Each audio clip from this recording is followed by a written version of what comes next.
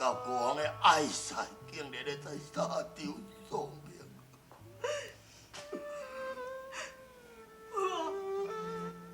有妈是死在敌将的手头，我要求你，我求父王你替父妈保安心，你替父妈保安心。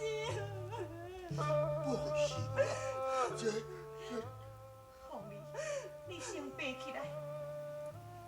不要，不要。唉，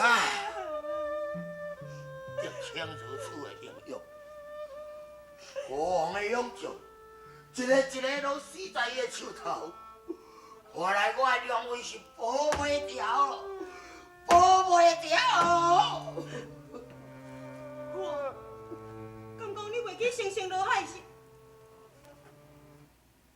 星星落海。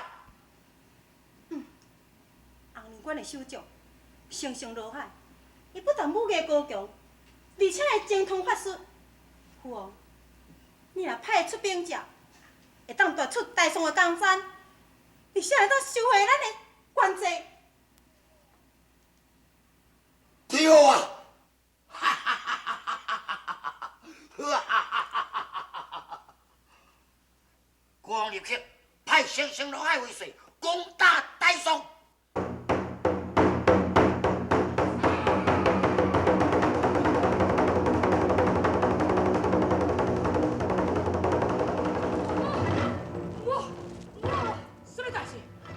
星星落海，法术精通，神勇异常。我军赵成龙甲丢丢了义，失手避去。什么？何苦？来人哦！你比你把放下这个出征。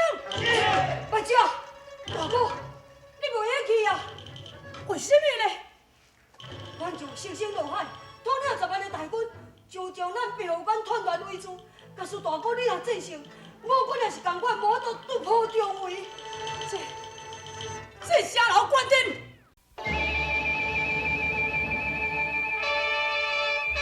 一片香气，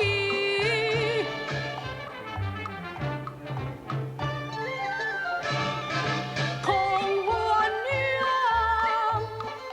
偏要错处，死着兵，多情。